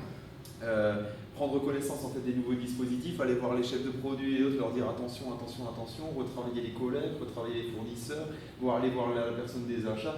Et en fait, dans l'entreprise, c'était un peu, pas la personne montrée du doigt, mais celle qui disait tout le temps faites attention, et ben, de pouvoir discuter en fait, avec d'autres personnes qui ont un poste similaire dans d'autres entreprises, ça les a un petit peu libérés. Et la recherche d'informations complémentaires, ça a été plutôt donc, de venir au sein de l'Eurocima, d'avoir en fait, une personne comme Benoît qui animait en fait, ces groupes de travail et d'aller en fait, chercher plus d'infos chez le prestataire qui a été choisi suite à l'appel d'offres. Donc bien évidemment avec Atlance pour la partie achat où ça a été vraiment rédaction du cahier des charges précis et autres. Et ensuite SGS qui a été sélectionné dans le cadre de notre appel d'offres et qui a une personne dédiée sur le territoire et qui est à l'écoute et à la disposition de nos entreprises. Ça leur a sauvé. Ce qui est intéressant aussi, c'est que vous ouvrez ça à d'autres. De cette façon, on se met à jouer sur des grilles communes avec des secteurs qui sont presque concurrents, on va dire. Bien sûr. Ouais. Mais après, là où on a trouvé la compétence pour justement sur le sujet propre à REACH, qui est tout à fait technique et où on n'est pas improvisé spécialiste du sujet, c'est chez les organismes de contrôle qu'on a sollicité. Donc on en a interrogé, c'était quoi, 5 ou 6 Et c'est vrai que celui qui a été retenu, justement, c'est celui qui a su montrer, je dirais, le plus de compétences sur le sujet et qui avait des références vraiment très fortes. Avec qui on a co-construit une solution. Du coup, on en a vu 3 finalistes et avec les 3, on a essayé de co-construire une solution. Et on avait 2 qui étaient pas mal, mais pas. Et la 3e a finalement été la plus intéressante. C'est vraiment démarqué et c'est lui qui, je dirais maintenant, il conseille auprès d'entreprises aussi pour orienter les tests. Voilà, sur ce type de matière, il va dire sur des tongs, attention parce que là-dessus, il vaut mieux vérifier ça, ça et ça parce que c'est là où on retrouve plutôt ce type de substance. C'est vrai que lui, là-dessus, il est. Et l'accompagnement L'accompagnement qui a été proposé au niveau de l'Aquitaine sur REACH était bien, mais était plus recentré sur les producteurs, les utilisateurs de produits chimiques. Du coup, avec Rescol, avec les CCI, tout ça, c'était comment évaluer mon produit, comment je vais pouvoir le mettre en Parce que commercialisation. l'enjeu n'est pas le même. Ouais, voilà. L'enjeu n'est pas le même. Et c'est pour ça que j'ai mis en introduction, c'était un projet filière. Il fallait que ça soit spécialement pour le textile et les gens qui font fabriquer ailleurs, quoi. Et du coup, il n'y avait pas d'offre spécialement là-dessus au niveau Aquitaine. Et c'est pour ça qu'on a fait un dispositif spécial pour eux. Parce que la première des choses qui a été faite, ça a été réunion CCI 40 et avec Rescol, avec des spécialistes, sauf que ça ne collait pas à leurs attentes et à leurs besoins spécifiques. Là, ce que tu disais, Marion, tout à l'heure, c'est que c'est une autre question. C'est-à-dire que commencer sur Reach et s'ouvrir sur l'ISO 26000, enfin, ou sur des parties, et donc la partie humaine en particulier, c'est un autre champ. Il me semble que du moment que les gens ont appris à travailler ensemble sur quelque chose qui est obligatoire, on a peut-être plus de chances, c'est pas certain, mais on a peut-être plus de chances qu'ils s'ouvrent à l'OHS 18000 ou au 26000 ou à ce genre de choses. Mais tant qu'ils ne sont pas pris l'habitude de travailler ensemble, tant qu'ils sont concurrents, et concurrents dans le cluster, même concurrents, je le dis, moi je trouve très intéressant de sortir du cluster, c'est-à-dire de l'intercluster. Parce qu'à ce moment-là, ensemble, on a moins peur de faire monter ensemble peut-être les normes en commun. Parce que le problème, c'est toujours le même, c'est-à-dire qu'ils sont quand même concurrents à un moment donné. Hein. Surtout aujourd'hui, ce qui me fait un peu peur, c'est qu'aujourd'hui, ça commence à souffler très fort dans ce secteur-là, et je me demande s'ils ne vont pas revenir à des niveaux mini obligatoires, quoi. Parce qu'ils sont allés trop loin en fait et ils ont engagé un certain nombre de procédures qui ne peuvent pas arrêter au milieu du gué. Et donc en fait ils sont partis là-dessus, ils ont commencé en fait tout un tas de communications sur la thématique. Ils vont essayer d'aller le plus loin possible sur ces thématiques-là. On m'a demandé, je fais partie du groupe de travail en fait avec le ministère et le ministère des Sports sur la partie ISO 26000 justement appliquée au domaine du sport et des produits sportifs. C'est sur la demande de mes entreprises en fait de l'Eurocima Cluster d'aller travailler justement sur l'organisation de la norme ISO 26000 dans notre secteur d'activité. Oui, c'est ça. C'est-à-dire qu'en fait tout le la monde procédure d'application de la 26000 chez vous. C'est un vrai enjeu. Voilà, c'est pas pour rien, c'est une vraie demande de la part de mes adhérents d'y siéger, de dire en fait tout ce qu'on a mis en place et surtout d'aller prendre en fait les bonnes informations pour performer encore plus. Voilà, mais ce que je voulais dire juste, c'était la difficulté. De contrôle. C'est inimaginable quand un sous-traitant qui re-sous-traite un sous-traitant, on peut faire tout le picking qu'on veut. C'est pour ça. C'est pour ça Contrôle que- surprise. Ouais, c'est ça. Oui, mais je veux dire même. Parce Surprise, que- mais inspections qui vont justement remonter. Cette la idée-là, filière. c'est vrai ce que tu dis, C'est pour responsabiliser le producteur, parce À que un c'est la moment seule donné, moyen de... très très rapidement en fait dans les premiers échanges, dans les premières réunions du groupe de travail, on s'est rendu compte que cette volonté d'aller faire en fait du picking surprise et des tests, ça a été aussi parce qu'il y a eu une perte de confiance de la part de nos entreprises, de la part des fournisseurs. Et en fait, on en a vu clairement voilà, certaines personnes, en fait, certaines entreprises. Bon ben, à partir de maintenant, en fait, je ne crois plus du tout les données réglementaires, enfin les données qu'on m'offre. Et je veux absolument pouvoir contrôler tout de A à Z pour me prémunir de tout risque. Quand on parlait d'achat, d'amic-achat, on n'y croit plus parce qu'on a fait tout ce qu'il fallait quand même avant pour négocier les prix point et pas regarder le reste. Donc on est coupable parce que ce n'est pas la faute du sous-traitant quand même. Voilà, Il faut quand même c'est ça aussi que je voudrais soulever et c'est pour ça que j'insiste là-dessus parce que bon, moi je connais pas Reach, je connais de très loin et on est vraiment dans une technique, mais pour moi le travail des enfants c'est la base. Pour moi en tant qu'acheteur c'est plus important que Reach, même si Reach on peut dire c'est la santé, c'est tout ce qu'on veut. Quand on achète, quand on est acheteur et qu'on achète un pantalon, un t-shirt à 1 €, forcément on sait que derrière il y a de la sous-traitance qui n'est pas bien faite. Je veux dire, et alors effectivement, on cherche le prix, on ferme les yeux, parce que derrière, on a un consommateur. Et non, je ne suis pas d'accord, on n'a pas un consommateur, on a une marge. Parce que le consommateur, on l'a tous. C'est qu'on veut avoir une grosse marge. Oui, mais le consommateur qui achète le jean à 10 €, il doit se poser des questions. Voilà. Donc il est responsable aussi d'acheter le jean à 10 €, c'est ça que je veux dire. Donc on sait forcément que si le consommateur achète à 10 €, il y a forcément une marge, on sait forcément que derrière, c'est pas clean. Que ce soit en termes de produits, de main-d'œuvre et compagnie. Donc en tout cas, sur ce projet-là, ils ont été volontaristes. Et je peux te dire que le test à blanc a fonctionné. Le test en réalité a été difficile parce qu'en plus, on avait ciblé quand même en priorité pour limiter le temps passé à mettre en place des nouvelles procédures. On avait un peu ciblé les entreprises les plus problématiques ou celles dont on n'avait pas confiance. Sauf que tu mets en place une nouvelle procédure, plus avec des gens qui sont un peu récalcitrants, c'était encore plus difficile. Donc là, on a fait machine arrière, on fait avec des entreprises, avec des usines avec qui il y a déjà des bonnes relations pour que toutes les procédures soient acceptées par toute la chaîne, parce que quand même dans une boîte de 500 personnes, il faut que l'information change et ce que disait Elodie, il faut modifier les processus et tout, c'est quand même difficile. Et du coup, première des choses, c'est avec à l'ensemble des usines. Et c'est compliqué quand tu vois ici, essayer de contrôler 10 artisans, de savoir ce qu'ils font alors que tu habites ici dans un niveau local, c'est un challenge. Donc là-bas, c'est un gros challenge. A priori, le partenariat qui est mis en place avec le prestataire sur place doit être un vrai plus. C'est-à-dire que le fait qu'il ait tout le volume, confiance, c'est vrai que là, on revient sur la démarche achat, mais le fait d'avoir un prestataire. Non, Henri, on va ouvrir les rideaux si tu veux. C'est la donne. Ouais. C'est un. Oui, c'est sûr qu'ils voient les. Moi, j'ai une question. Déjà, bravo pour le projet, c'est quand même assez impressionnant. Et puis on voit qu'il y a eu une technique d'animation qui était importante.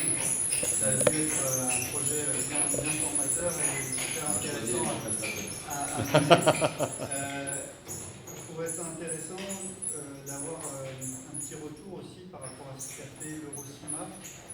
Travaille sur l'éco-conception de manière plus générale, de savoir comment la fonction achat a participé aux efforts d'éco-conception. Alors, parce qu'aujourd'hui, voilà, on va voir sur les achats responsables de manière générale comment est-ce qu'on peut travailler dans la logique d'éco-conception et l'approche produit que bien sûr on amène côté ADEME.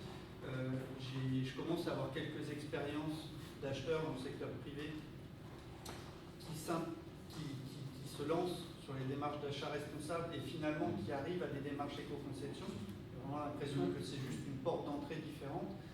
Ce que je vois aussi, c'est que finalement, la fonction conception dans les entreprises, elle n'est pas forcément bien identifiée. En tout cas, que les fonctions achat, elles, en tout cas de fournisseurs, la fonction achat n'est pas forcément identifiée en tant que telle, mais la fonction de fournisseur, elle est présente quasiment dans toutes les entreprises. Et que du coup, il y a un enjeu pour nous à essayer de voir si finalement l'éco-conception ne passe pas avant tout par des fonctions achats plutôt que des fonctions conception qui sont limitées et de manière à travailler en grappe avec les entreprises. Donc j'aimerais bien savoir, dans les expériences que vous avez eues sur l'éco-conception, quelle était la place de la fonction achat. Là, au niveau des entreprises de la glisse, puisque c'était un peu le sujet, il y a eu assez rapidement des cahiers des charges qui ont été mis en place par rapport aux matériaux utilisés. Où en fait, la difficulté, c'est de dire qu'est-ce qu'un produit éco-conçu. Donc, il fallait donner des éléments clés pour dire aux designers, aux chefs produits, aux chefs développement, s'il y a plus de 50% de coton bio, si l'usine est certifiée ISO 14000, etc., là, ça passe dans la gamme éco-conçue. Parce que en fait, c'est difficile de mettre le niveau, quoi. C'était souvent le chargé d'environnement avec un consortium de gens qui fabriquaient, qui concevaient. Après, quand tu vois l'éco-conception, effectivement, toutes les étapes du cycle de vie, de l'extraction des matières premières jusqu'à la fin de vie, on travaille avec l'association européenne de l'outdoor qui a monté un groupe de travail justement là-dessus avec un outil qui s'appelle l'Eco-Index et dont le but est de tracer de l'extraction des matières premières jusqu'à la fin de vie vraiment et l'utilisation et tout ça. Mais la difficulté, c'est effectivement que l'outil n'est pas facile à digérer. Il a été conçu aux États-Unis et utilisé, testé par des entreprises aux États-Unis et il est en train d'être diffusé au niveau mondial chez Nike, chez Puma, etc. Par contre, dans la chaîne de production, tu as tellement de gens différents que c'est difficile, c'est un engagement fort de former les gens là-dessus. Et l'outil est un peu rebutant, quoi. Et comme là, il y a une accélération sur les collections, sur les choses comme ça, les gens se forment au fur et à mesure, ils récupèrent des infos sur tiens, il y a une nouvelle fibre polyester recyclée, tiens, il y a une fibre à base de noix de coco pour, je pourrais faire des board shorts parce que c'est étanche, etc. Donc c'est un peu itératif. Par contre, c'est vrai que la partie formation sur des outils structurants comme l'éco-index, c'est encore le début. Alors il y a des groupes comme La Fuma qui ont été très volontaristes là-dessus, qui ont mis en place carrément des gammes éco-conçues jusqu'au bout.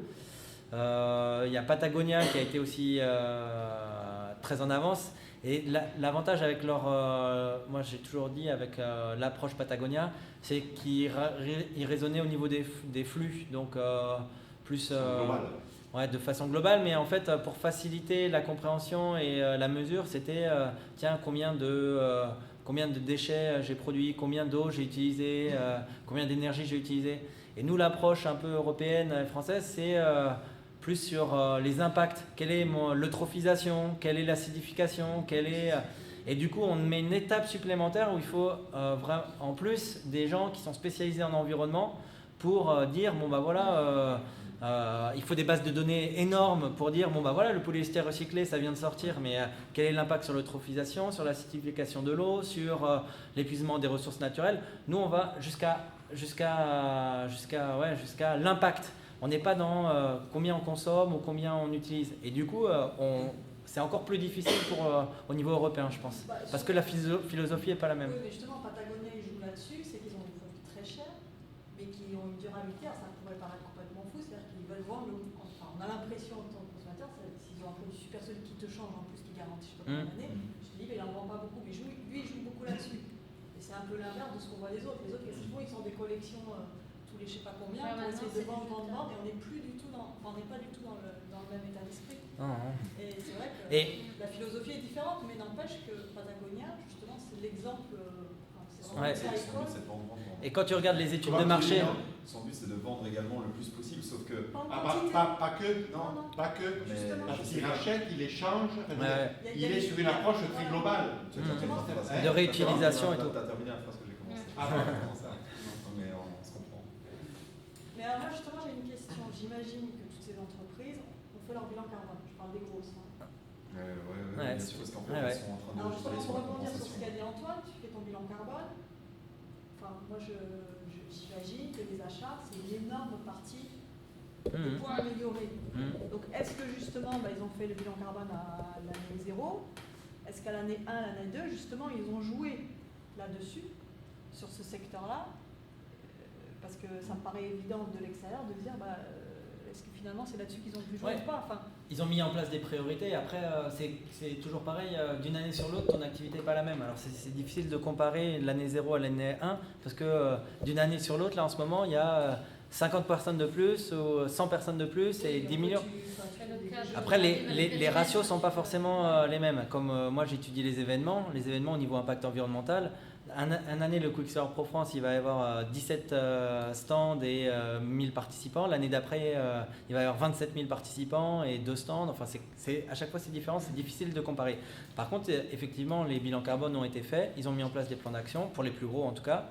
Après, c'est comme tout. Est-ce que les achats, justement, fait partie des priorités ou pas? Je me trompe peut-être en disant que ce n'est pas finalement les achats le plus... Si. Après, il y a une démarche volontariste globale, mais c'est toujours pareil. Ils vont quand même aussi à ce qui peut aussi les intéresser le plus par rapport à une segmentation de la clientèle qui finalement va vouloir tel produit. Donc, ils vont aller plus facilement vers ça parce qu'il n'y a pas d'enjeu. Si jamais le bilan carbone, il fallait le faire, et puis, mais il n'y a pas d'enjeu il faut le réduire de 20%, quoi. Sauf si c'est une volonté politique, voilà. je vais dire. Donc, c'est tout le temps des arbitrages. Et là, les arbitrages ont été vers certains l'éco-conception, d'autres le recyclage des combinaisons, d'autres... donc, il y a...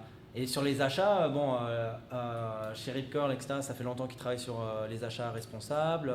Dans toutes les entreprises, ils font attention justement sur les matériaux qu'ils utilisent et tout ça. Il y a quand même... moi, je l'ai fait remplir le questionnaire EcoRide. Je mets au défi n'importe qui ici de remplir le questionnaire EcoRed qui est hyper transversal, qui concerne les déplacements des salariés, l'éco-conception, les fournisseurs, la gestion des émissions atmosphériques, etc. Je peux vous les passer. C'est un challenge de remplir ça aussi. Les questionnaires, on leur demande des preuves justificatives. Ouais, c'est un challenge parce qu'il faut tracer tout ce qui est fait dans l'entreprise. C'est pas facile. Mais là, il n'y a que les plus. Tout le monde a. Il y a 17, combien de 17 entreprises, de la micro-entreprise à la multinationale. Et tous, ils sont capables de répondre à l'ensemble des critères. Au fur et à mesure, ça fait 2-3 ans qu'on est dessus et qu'au fur et à mesure. Mais parce qu'en plus, l'environnement est transversal.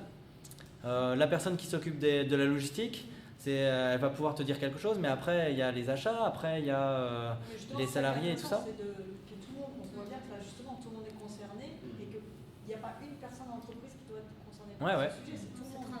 Mais du coup, tu demandes à 17 personnes qu'est-ce que vous faites et comment ça se passe dans votre service. Et c'est compliqué. Oui, ça nécessite que les gens soient compétents, qu'ils Ouais. aient compris. Parce que quand moi je leur dis qu'est-ce que vous faites au niveau de l'amélioration de la gestion des émissions atmosphériques, le mec du transport il me dit ouais. Donc je suis obligé de lui dire, de donner des exemples. Il me dit ah mais si ça je fais, ah ça je fais pas. Et donc c'est nous en tant que spécialistes environnementaux, on sait grosso modo ce qu'on peut faire. Mais eux, ils n'ont pas forcément l'habitude. Alors, mais au fond, c'est pas grave. Mais c'est pas grave. C'est pas grave, c'est de se mettre sur un processus itératif et de dire, tiens, dans 2 ans, on refait, on mesure comment ça a progressé, ce genre de choses. Et là, pareil, des dossiers EcoRed, on récupère des informations qu'on donne aux autres. Là, récemment, c'est vrai qu'il y avait une entreprise qui me disait, moi, avec mes commerciaux, maintenant, ils s'inscrivent sur covoiturage, ils emmènent 1 ou 2 personnes. Et comme ça, ils rendent service, ils diminuent leurs frais. Et je suis en train de le diffuser à tout le monde. Et il y en a qui vont dire ah non, moi je peux pas parce que j'ai pas confiance dans les gens qui vont récupérer l'argent, machin. Mais au moins, il y a un partage de l'information et tout le monde progresse, quoi. Et il y a la newsletter EcoRed qui est faite pour ça, où on donne à chaque fois qui fait une bonne action, des exemples, et après le rapport EcoRed. Et après, pour en revenir à l'intégration d'acheteurs dans des réflexions d'éco-conception, de plus en plus, c'est un métier qui se développe beaucoup, c'est les acheteurs projets. Donc, c'est des acheteurs de métier qui sont là pour intervenir dans des groupes projets complètement transversaux et travailler avec les gens de la R&D à travers des groupes de travail pour justement développer des technologies ou des produits. Et eux, ils sont là en amont pour justement donner les orientations à travers toute la veille marché qu'ils font, où ils connaissent justement des nouvelles technologies, des nouvelles solutions en accord avec le projet en question. Mais c'est des acheteurs projets. En gros, ils sont pas en charge de participer à l'achat d'un produit semi-fini concrètement qui va participer à l'assemblage du produit fini de leur entreprise, mais ils sont là en amont. Et donc derrière, il y a un projet sur 10 intéressant à la fois pour les acheteurs et puis pour le potentiel d'achat au sens achat responsable et de potentiel de gain tant économique que sur les autres piliers du développement durable pour les entreprises. Et à partir du moment où on est bien dans cette logique d'acheteur-projet et pas d'acheteur d'approvisionnement. Parce que là, c'est vrai que l'exemple est super intéressant et on est sur un créneau sur lequel il y a un problème de toxicité réglementaire, etc. Et ça donne quand même beaucoup l'impression d'une démarche de mise en règle de l'achat qui déploie quelque chose qu'on lui a demandé et qui le fait bien avec un processus. Donc tout le côté mutualisation, etc., c'est bien sûr super comme projet. Par contre, ce qu'on ne retrouve pas dans ce projet spécifique, mais ça ne m'empêche pas d'avoir tout son intérêt, c'est les autres aspects que tu as présentés tout à l'heure dans la démarche achat et RSE, qui sont que voilà, il y a une mise en projet, comme tu l'évoquais, pour essayer de trouver des sources de progrès. C'est pour ça que j'ai essayé de faire le lien avec l'éco-conception de manière plus générale, que vous avez finalement peut-être moins directement avec les acheteurs, parce que peut-être que la structuration des entreprises dans le secteur de la glisse fait que vous avez des équipes conception, des chargés de mission développement durable dédiés, etc., sur vos grosses entreprises. C'est pas perçu comme ça. Donc c'est peut-être spécifique, je le cherchais et peut-être que finalement pour vous c'est moins là. Dans d'autres secteurs, j'ai l'impression qu'il y a vraiment ce potentiel parce que la gestion de projet va être moins présente, il y aura moins de personnes pour gérer ce côté transversal et avoir cette créativité, ce recul, cette innovation, cette source d'information nouvelle qui peut venir de l'extérieur grâce au retour des fournisseurs, et parce que l'entreprise elle produit, mais finalement elle est dans un cycle de vie, un cycle de production, et la courroie de transmission c'est l'acheteur. Et à partir du moment où il n'est plus uniquement approvisionneur, mais réellement un acheteur de projet, et qu'il est capable d'interagir avec les différentes facettes de l'entreprise, c'est là où il apporte toute sa plus-value. Et peut-être que vous, l'organisation dans votre secteur est différente, et voilà. C'est le cas. En fait, c'est souvent, enfin, sur ce type d'action, c'est souvent entre les mains du chef produit, du concepteur, designer, du responsable environnemental. Par contre, une chose intéressante, c'est que cette partie mutualisation, je disais qu'on était cluster parmi les plus anciens, enfin le plus ancien en Aquitaine, et derrière on a accompagné d'autres filières d'activité dans la structuration, que ce soit filière vitivinicole, Thalasso Balnéo, BTP ou autre, dans la mise en place de groupes de travail, et le fait de faire travailler des entreprises concurrentes entre elles sur des thématiques communes. Ce qu'on retrouve en fait quand on en parle à nos entreprises avec lesquelles on travaille déjà depuis quelques années, c'est que sur ces thématiques-là, ça les intéresse énormément, pas seulement pour des raisons de coût, éventuellement essayer de travailler en fait et de développer un aspect marketing au niveau de la partie éco-conception, mais aussi parce que ce sont des thématiques en fait qui permettent aux différents services de l'entreprise de travailler, des thématiques transversales qui permettent de travailler ensemble et de recréer du lien en entreprise et de recréer des échanges en entreprise.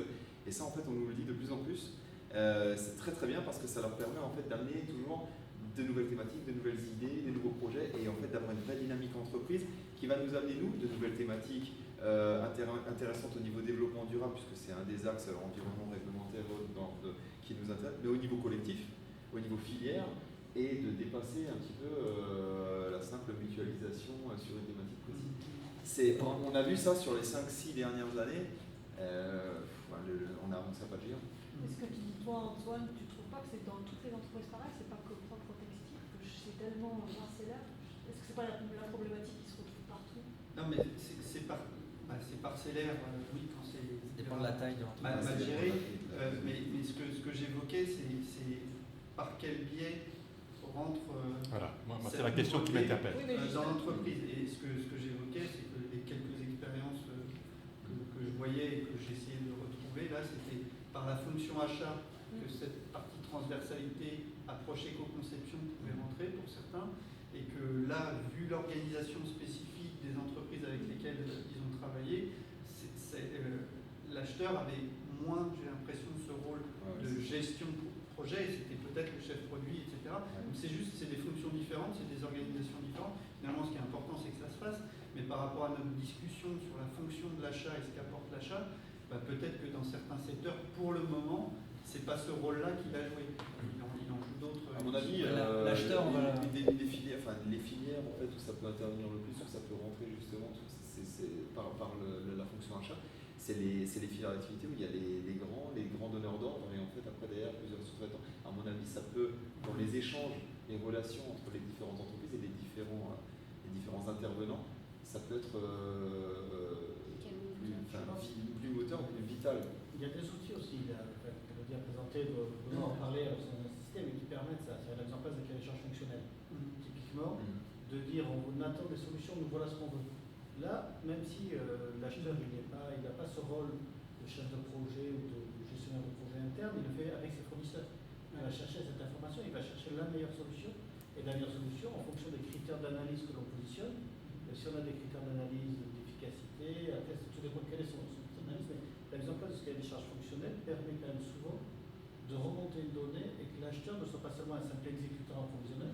C'est pas de dire je veux telle fibre ou tel type de picking, si je reprends cet exemple, mais ce que je veux c'est que ce soit sécure. Et là, il rentre dans une valeur ajoutée, et une valeur ajoutée où l'achat prend une dimension supérieure par rapport à juste d'avoir rédigé le cahier des charges précis de ce qui a été demandé. Ce qui peut être intéressant pour notre tissu, moi je me dis qu'on a des gros donneurs d'ordre, pas que dans le textile ou le surf, on est là aussi dans l'aéronautique ou autre. Ces grands donneurs d'ordre, oui, non mais certains commencent à avoir le mot RSE plein la bouche. On peut imaginer peut-être que, se tournant vers leurs sous-traitants, ils vont les amener à être plus vertueux. Mais oui, mais voilà. Il faut voir les cahiers des charges actuellement qui sont lancés par certains Par grands Dassault, vendeurs par Turbo. avec des grilles justement sur la RSE à compléter. C'est des choses, il faut ils vont très très loin et c'est très poussé. Ce qui me semble important, c'est le recul qu'il y a en amont. C'est-à-dire que, certes, le cahier des charges fonctionnelles, par exemple, ou les grilles RSE qui vont être créées vont permettre un progrès, faire ressortir des choses, mais toute l'approche, je vais dire un gros mot, mais l'analyse de cycle de vie, en tout cas, d'être capable de hiérarchiser où sont les vrais enjeux sur son achat pour le produit qu'on va mettre en place, qu'on va fabriquer, de manière à justement pas envoyer un pavé de questions à ses fournisseurs ou de ne pas être capable de traiter, de hiérarchiser les réponses intéressantes que va apporter le fournisseur. Il y en a un qui va dire moi j'ai fait telle chose sur des aspects recyclabilité, moi j'ai fait telle chose sur le bilan carbone, etc. C'est quoi les vrais enjeux sur ma famille de produits, sur mon achat, que je cherche à challenger avec mes fournisseurs. Ça c'est évalué aujourd'hui à travers les différents critères de pondération des... Là on parle plus pour des achats hyper techniques, si on parle cycle de vie. Dans les critères, on a des grilles dépouillement qu'on demande à remplir à nos fournisseurs interrogés, qui sont des fichiers Excel qui peuvent être très gros avec des dizaines et des dizaines de lignes, où là on va évaluer justement les éléments du cycle de vie du produit qu'on s'apprête à acheter. À travers les matériaux, les emballages, quelle matière, quelle quantité de matière, tout est décrypté à travers, et ça c'est noté, pondéré en fonction de l'importance qu'on veut que l'entreprise veut leur donner, et là les cycles de vie ils sont vraiment décryptés à travers ce type de... Je t'encourage à regarder justement... Concrètement, c'est là qu'on les voit. Après, si tu regardes le rapport développement durable du groupe La Fuma, justement, tu peux voir toute la dimension qui a été faite là-dessus. Il y a Rip Curl qui l'a fait aussi sur son board short récemment. Il y a Cool Shoe qui l'a fait pour ses chaussures. Notox qui l'a fait sur les planches de surf. Sur l'approche analyse de cycle de vie. Après, il ne faut pas oublier non plus que le textile et le marché de la glisse aussi, les clients et les gens sont pas... c'est une micro-niche, les gens qui sont intéressés pour avoir un t-shirt plus éco-responsable, etc. Donc il faut toujours essayer aussi de coller au marché. Et donc, par exemple, ils ont mis en place plutôt la partie recyclage du néoprène, où ils se sont dit, on va avoir une opération, on récupère le néoprène, on fait une prime à la casse pour récupérer les anciennes combinaisons et on fait autre chose avec. Donc, c'est tout un ensemble. Il faut que ça soit gagnant aussi de chaque côté. Parce que malgré tout, ils ont lancé il y a quelques années des gammes 100% éco-conçues, coton bio, etc. Il n'y avait pas le succès escompté. Donc il faut avoir une segmentation aussi par rapport à tous les gens que tu as en face. Sur la partie revalorisation néoprène, ça a aussi été une prise de conscience des entreprises en disant aujourd'hui il n'y a pas mieux pour l'isothermie, pour les sports d'eau, sauf qu'on sait que le chloroprène, en fait, c'est justement on met sur le marché des produits sains. Donc l'idée, ça a été justement de mettre en place des procédés de collecte, de recyclage, de revalorisation. Par exemple, Ripcure met en place des collaborations en fait, avec des fédérations là, comme au Maroc, en fait, des pêcheurs qui en ont vraiment besoin, qui ont besoin de ça pour vivre. Et donc il y a plein de choses qui se sont mises en place. Après, derrière, des travaux avec des laboratoires de recherche qui font de la micronisation, qui réinjectent après dans d'autres produits pour donner une seconde vie. Il y a des procédés qui sont pas d'une première nécessité au niveau de la demande consommateur. Mais voilà, tout ça, ça a été pris en compte et on est qu'au début. Et là, ça peut être porté, c'est souvent porté par les acheteurs ou dans la gestion de la démarche achat. C'est publié le cycle de vie ici. C'est-à-dire que on l'intègre au niveau des critères d'évaluation ici et on va derrière en réunion technique et en visite d'entreprise, c'est l'acheteur qui va avec son collègue spécialiste des questions cycle de vie si lui-même n'en a pas les capacités. Visiter et se rendre compte sur place concrètement si ce qu'ont répondu les fournisseurs sont vraiment en ligne avec la réalité sur le site de production. Donc on regarde bien sûr les éléments relatifs au site et puis à toute la chaîne sur le cycle de vie du produit en question. Et ça c'est vérifié justement. Et cette étape-là elle est essentielle pour bien se rendre compte. On ne fait pas que croire sur le papier ou faire une idée approximative du sujet en question, mais on va voir sur le terrain est-ce que c'est vérifié. Et c'est pour ça que l'important aussi de travailler en équipe.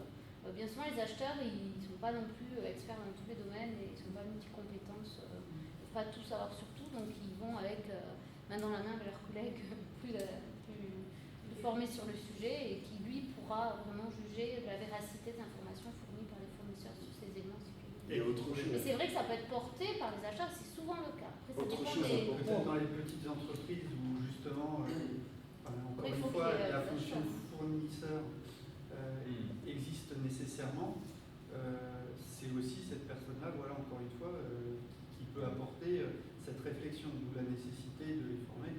Vous êtes un certain nombre à être au courant de l'opération qu'on essaye de lancer avec la Meider sur la CCI Bayonne et Pau. On va essayer justement de travailler à une formation-action avec les PME sur leur fonction achat pour qu'ils rentrent dans une logique achat responsable global, parce que ça nous semble être une source de progrès à tous les niveaux.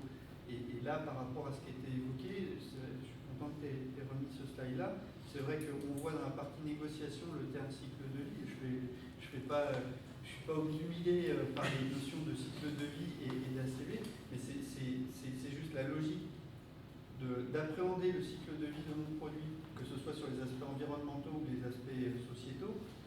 Si on l'a en amont, ça va définir des choses pour ma stratégie achat. C'est pas juste au moment de la négociation, c'est en amont. Ça va me permettre de comprendre mon marché. Au moment de la veille marché, je comprends ce qu'il y a, je comprends où sont mes vrais enjeux, et vous l'avez dit, il y a d'autres personnes dans votre secteur qui ont fait ce travail en amont pour savoir sur quels enjeux de la vie du produit, du bien ou du service que j'amène, il y a des enjeux, sur quoi je fais porter mes efforts. Et ensuite, la partie négociation, elle est que la mise en musique de ces aspects-là. Mais là, c'est le check du cycle de vie, c'est-à-dire que chaque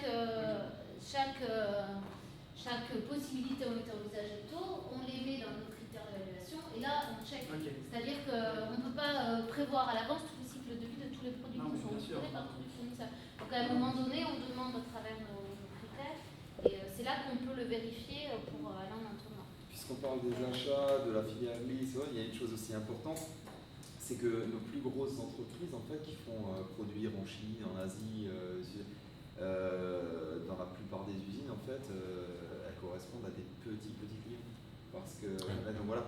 Et l'idée aussi, c'est que dès le départ, quand une entreprise en fait, choisit tel ou tel fournisseur pour engager des négociations commerciales ou autres, on regarde aussi quelles sont les autres entreprises en fait, qui font produire, qui ont vraiment beaucoup plus de pouvoir qu'elles en termes de négociation, et aussi quelles sont les démarches qualité, environnementales et autres qu'elles publient et dont elles peuvent se justifier, et c'est un critère de choix également du fournisseur.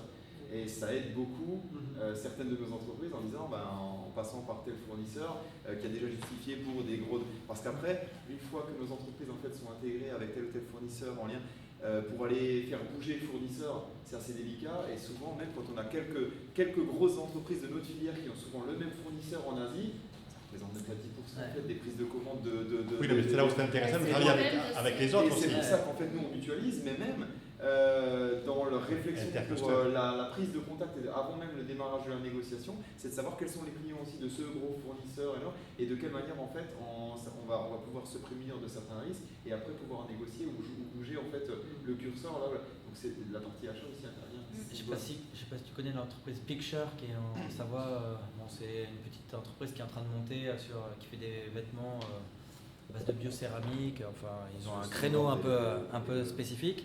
Et eux, ils ont choisi justement. C'était de l'autre côté, c'était de choisir des usines du groupe La Fuma, parce qu'ils avaient vérifié que le groupe La Fuma vérifiait la partie environnementale de ces usines. Donc ils ont été dans leurs usines spécialement, quoi. Donc tu vois, c'est chacun à tous les niveaux. Voilà, exactement. Je vous propose, parce qu'on a prévu un petit pot qu'on continue, parce qu'on n'est pas nombreux. Ouais.